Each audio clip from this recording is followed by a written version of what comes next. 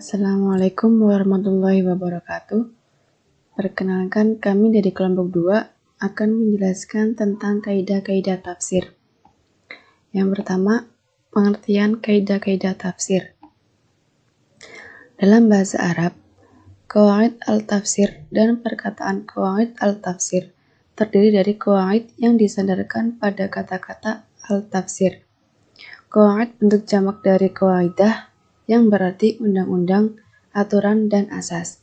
Dalam bahasa Indonesia, kaidah berarti rumusan asas-asas yang menjadi hukum, aturan-aturan yang tertentu atau patokan dalil, pusat pembinaan dan pengembangan bahasa.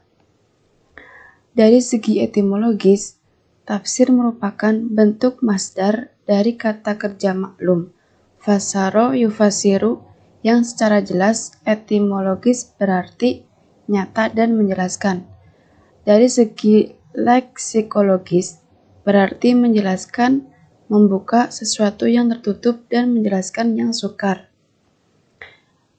Menurut beberapa ulama Al-Zarqani, tafsir adalah ilmu yang membahas tentang maksud Allah sesuai dengan kemampuan manusia dan mencakup di dalamnya memahami makna dan penjelasan yang dimaksud.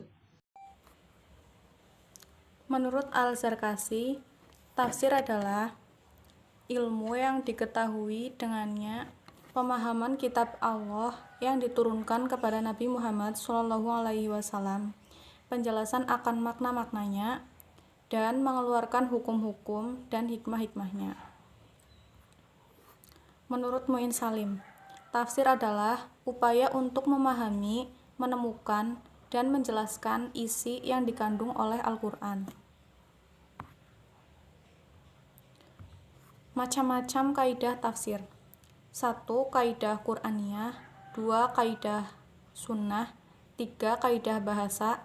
4. Kaidah usul. 5. Kaidah ilmu pengetahuan. 1. Kaidah Qur'aniyah. Menurut Ibnu Katsir, bahwa menafsirkan Al-Quran dengan Al-Quran adalah metode tafsir yang terbaik, sesuai dengan petunjuk Quran Surat Al-Qiyamah ayat 19. Ayat ini menunjukkan bahwa pada dasarnya yang mengetahui makna Al-Quran secara tepat hanyalah Allah. 2. Kaidah sunnah. Menurut Abdul Mu'in Salim mengatakan bahwa pada masa Rasulullah ada 2 sumber penafsiran, yaitu 1. Penafsiran yang bersumber dari wahyu Al-Quran. 2. Penafsiran yang diterima Rasul dari Jibril, namun tidak termasuk dalam kategori ayat-ayat Qur'ani yang kemudian dikenal dengan nama sunnah. 3. Kaidah tafsir. Al-Quran dalam pewahyuannya memperkenalkan dirinya antara lain menggunakan bahasa Arab sebagai media komunikasinya. Dengan demikian, seorang tidak mungkin memahami kandungan Al-Quran tanpa mengetahui kaidah-kaidah bahasa Arab. Keempat, kaidah usul. Kaidah ini kaidah yang harus diketahui oleh seorang mufasir, khususnya dalam mengistinbatkan hukum dari ayat-ayat Al-Quran. Hal-hal yang terkait kaidah tersebut antara lain am dan khas, mantuk dan mafhum, mutlak dan muqayyad. 5. Kaidah ilmu pengetahuan.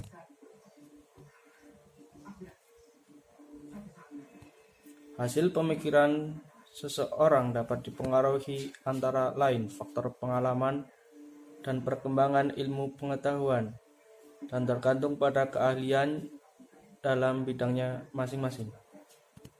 Para ahli bahasa misalnya dapat merasakan berat tinggi mutu bahasa Al-Quran. Ahli fikih mampu memahami kebenaran segi-segi hukum. Ahli kalam dapat memahami dalil pembuktian yang rasional dalam Al-Quran. Yang perlu diperhatikan dalam kaidah bahasa: pertama, domir.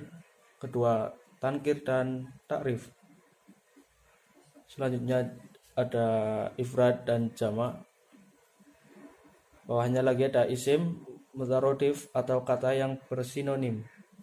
Kemudian yang terakhir soal dan jawab.